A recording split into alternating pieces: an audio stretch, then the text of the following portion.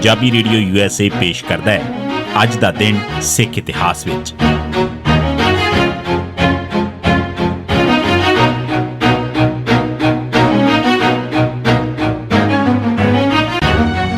सिख इतिहास दीआं घटनावां च 28 ਸਤੰਬਰ ਦਾ ਦਿਨ 1940 ਅਕਾਲੀ ਦਲ ਨੇ ਮਹਾਤਮਾ ਗਾਂਧੀ ਵੱਲੋਂ ਕਿਰਪਾਨ ਵਿਰੁੱਧ ਘਟੀਆ ਲਫ਼ਜ਼ਾਂ ਦੀ ਵਰਤੋਂ ਦੀ ਨਿੰਦਾ ਦਾ ਮਤਾ ਪਾਸ ਕੀਤਾ। ਅਗਸਤ 1940 ਚ ਮਾਸਟਰ ਤਾਰਾ ਸਿੰਘ ਨੇ ਕਾਂਗਰਸ ਪ੍ਰਧਾਨ ਮੌਲਾਨਾ ਆਜ਼ਾਦ ਨੂੰ ਲਿਖੇ ਇੱਕ ਖੱਤ 'ਚ ਫੌਜ ਵਿੱਚ ਸਿੱਖਾਂ ਦੀ ਵਧੇਰੇ ਭਰਤੀ ਦੀ ਗੱਲ ਆਖੀ ਹੋਈ ਸੀ। ਮਾਸਟਰ ਤਾਰਾ ਸਿੰਘ ਨੇ ਇਸ ਦੀ ਇੱਕ ਕਾਪੀ ਮਹਾਤਮਾ ਗਾਂਧੀ ਨੂੰ ਵੀ ਭੇਜ ਦਿੱਤੀ ਸੀ। ਗਾਂਧੀ ਨੇ ਮਾਸਟਰ ਤਾਰਾ ਸਿੰਘ ਦੀ ਚਿੱਠੀ ਦੇ ਜਵਾਬ 'ਚ ਇਹ ਵੀ ਲਿਖਿਆ, ਤੁਹਾਡੇ ਅਤੇ ਕਾਂਗਰਸ ਵਿੱਚ ਕੁਝ ਵੀ ਸਾਂਝਾ ਨਹੀਂ, ਤੁਸੀਂ ਕਿਰਪਾਨ ਵਿੱਚ ਯਕੀਨ ਰੱਖਦੇ ਹੋ ਤੇ ਕਾਂਗਰਸ ਨਹੀਂ। ਇਸ ਤੇ ਮਾਸਟਰ ਤਾਰਾ ਸਿੰਘ ਨੇ ਗਾਂਧੀ ਨਾਲ ਹੋਈ ਖਤੋ ਖਿਤਾਬ ਪ੍ਰੈਸ ਨੂੰ ਰਿਲੀਜ਼ ਕਰਨ ਦੇ ਨਾਲ ਹੀ 12 ਸਤੰਬਰ 1940 ਨੂੰ ਕੌਮੀ ਤੇ ਸੂਬਾਈ ਕਾਂਗਰਸ ਤੋਂ ਅਸਤੀਫੇ ਦਿੱਤੇ। ਪਰ 18 ਸਤੰਬਰ 1940 ਨੂੰ ਮਾਸਟਰ ਤਾਰਾ ਸਿੰਘ ਨੇ ਐਲਾਨ ਕੀਤਾ ਕਿ ਕਾਂਗਰਸ ਤੋਂ ਮੇਰਾ ਅਸਤੀਫਾ ਸ਼ਖਸੀ ਹੈ, ਅਕਾਲੀ ਦਲ ਕਾਂਗਰਸ ਦੇ ਨਾਲ ਰਹੇਗਾ।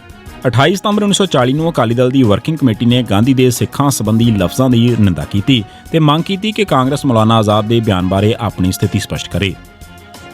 1968 ਬਟਾਲਾ ਵਿਖੇ ਹੋਈ ਅਕਾਲੀ ਕਾਨਫਰੰਸ 'ਚ ਸੂਬਿਆਂ ਵਾਸਤੇ ਵੱਧ ਅਧਿਕਾਰਾਂ ਦੀ ਮੰਗ। ਫਤਿਹ ਸਿੰਘ ਅਕਾਲੀ ਦਲ ਦੀ ਸਰਬ ਹਿੰਦ ਅਕਾਲੀ ਕਾਨਫਰੰਸ 28-29 ਸਤੰਬਰ 1968 ਦੇ ਦਿਨ ਬਟਾਲਾ ਵਿਖੇ ਹੋਈ। ਇਸ ਦੇ ਭਾਰੀ ਇਕੱਠ 'ਚ ਅਕਾਲੀ ਦਲ ਨੇ ਮਤਾ ਪਾਸ ਕਰਕੇ ਮੰਗ ਕੀਤੀ ਕਿ ਸੂਬਿਆਂ ਦੇ ਗਵਰਨਰਾਂ ਦੀ ਚੋਣ ਅਮਰੀਕਾ ਵਾਂਗ ਸਿੱਧੀ ਹੋਵੇ ਤੇ ਇਸ ਵਾਸਤੇ ਆਇਨ 'ਚ ਤਬਦੀਲੀ ਕੀਤੀ ਜਾਵੇ। ਇਸ ਤੋਂ ਇਲਾਵਾ ਪੰਜਾਬ 'ਚ ਭਾਰੀ ਸਨਅਤ ਲਾਉਣ ਦੀ ਮੰਗ ਕੀਤੀ ਗਈ ਤੇ ਚੰਡੀਗੜ੍ਹ, ਭਾਖੜਾ ਤੇ ਹੋਰ ਪੰਜਾਬੀ ਬੋਲਦੇ ਇਲਾਕੇ ਛੇਤੀ ਹੀ ਪੰਜਾਬ ਨੂੰ ਮੋੜਨ ਵਾਸਤੇ ਕਿਹਾ ਗਿਆ। ਇਨ੍ਹਾਂ ਗੱਲਾਂ ਦੇ ਆਧਾਰ ਤੇ ਇੱਕ 7 ਨੁਕਾਤੀ ਚੋਣ ਮੈਨੀਫੈਸਟੋ ਵੀ ਜਾਰੀ ਕੀਤਾ ਗਿਆ। ਇਸੇ ਮੈਨੀਫੈਸਟੋ 'ਚ ਸੂਬਾਈ ਖੁਦ ਮੁਖਤਿਆਰੀ ਵਧੇਰੇ ਹੱਕ ਦੀ ਮੰਗ ਵੀ ਕੀਤੀ ਗਈ ਤੇ ਸਿੱਖ ਹੋਮਲੈਂਡ ਦੇ ਨਾਂ ਤੋਂ ਬਿਨਾਂ ਅਕਾਲੀ ਦਲ ਮਾਸਟਰ ਵਾਲੀ ਸਾਰੀ ਮੰਗ ਨੂੰ ਅਪਣਾ ਲਿਆ ਗਿਆ। 1969 7 ਪਾਰਟੀਆਂ ਦੇ 60 MLAs ਨੇ ਪਾਰਲੀਮੈਂਟ ਦੇ ਬਾਹਰ ਚੰਡੀਗੜ੍ਹ ਵਾਸਤੇ ਧਰਨਾ ਮਾਰਿਆ। ਜਦ ਜਥੇਦਾਰ ਦਰਸ਼ਨ ਸਿੰਘ ਫੇਰੂਮਾਨ ਦਾ 15 ਅਗਸਤ 1969 ਦੇ ਦਿਨ ਰੱਖਿਆ ਮਰਨ ਵਰਤ 45ਵੇਂ ਦਿਨ 'ਚ ਦਾਖਲ ਹੋ ਗਿਆ ਤਾਂ 28 ਸਤੰਬਰ 1969 ਨੂੰ 7 ਪਾਰਟੀਆਂ ਦੇ 60 MLAs ਨੇ ਪਾਰਲੀਮੈਂਟ ਦੇ ਬਾਹਰ ਚੰਡੀਗੜ੍ਹ ਵਾਸਤੇ ਧਰਨਾ ਮਾਰਿਆ। ਸਾਰੀਆਂ ਪਾਰਟੀਆਂ ਵੱਲੋਂ ਗਿਆਨੀ ਭੁਪਿੰਦਰ ਸਿੰਘ ਨੂੰ ਫੇਰੂਮਾਨ ਨੂੰ ਮਿਲ ਕੇ ਵਰਤ ਛੱਡਣ ਦੀ ਅਪੀਲ ਕਰਨ ਵਾਸਤੇ ਭੇਜਿਆ ਗਿਆ। 1 ਅਕਤੂਬਰ 1969 ਨੂੰ ਜਦੋਂ ਮਰਨ ਵਰਤ ਦਾ 47ਵਾਂ ਦਿਨ ਸੀ, ਗਿਆਨੀ ਭੁਪਿੰਦਰ ਸਿੰਘ ਫੇਰੂਮਾਨ ਨੂੰ ਮਿਲਿਆ ਤੇ ਵਰਤ ਛੱਡਣ ਦੀ ਅਪੀਲ ਕੀਤੀ।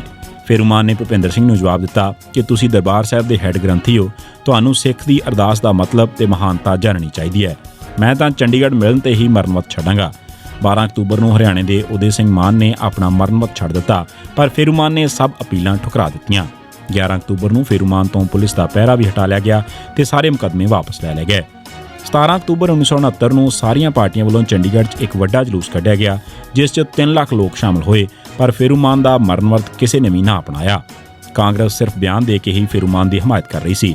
ਡਾਕਟਰ ਜਗਜੀਤ ਸਿੰਘ ਤੇ ਉਸਦੇ ਸਾਥੀ ਜਿਤਨੀ ਹੈਸੀਅਤ ਰੱਖਦੇ ਸਨ ਉਹਨਾਂ ਕੰਮ ਕਰ ਰਹੇ ਸਨ। ਪਰ ਦੂਸਰੇ ਪਾਸੇ ਫਤਿਹ ਸਿੰਘ ਤੇ ਉਮਰਾ ਨੰਗਲ ਤਾਂ ਅਜੇ ਤੱਕ ਇਸ ਵਰਤ ਨੂੰ ਸਟੰਟ ਤੇ ਫਰਾਡ ਦਾ ਨਾਂ ਹੀ ਦੇ ਰਹੇ ਸਨ।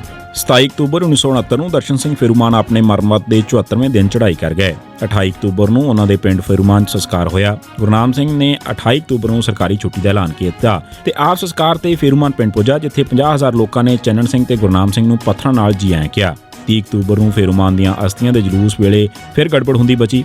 ਡਾਕਟਰ ਜਗਜੀਤ ਸਿੰਘ ਤੇ ਕਾਂਗਰਸੀ ਆਗੂ ਚਾਹੁੰਦੇ ਸਨ ਕਿ ਇਹਨਾਂ ਅਸਥੀਆਂ ਦਾ ਅੰਮ੍ਰਿਤਸਰ 'ਚ ਜਲੂਸ ਕੱਢਿਆ ਜਾਵੇ, ਪਰ ਅਕਾਲੀ ਚਾਹੁੰਦੇ ਸਨ ਕਿ ਇਹਨਾਂ ਅਸਥੀਆਂ ਨੂੰ ਕੀਰਤਪੁਰ ਸਿੱਧਾ ਭੇਜ ਦਿੱਤਾ ਜਾਵੇ। ਪਰ ਪਿੰਡ ਵਾਲਿਆਂ ਨੇ ਇਹਨਾਂ ਦੋਵਾਂ 'ਚੋਂ ਕਿਸੇ ਦੀ ਗੱਲ ਨਾ ਮੰਨੀ ਤਾਂ ਜਾ ਕੇ ਅਮਨ ਅਮਾਨ ਰਹਿ ਗਿਆ।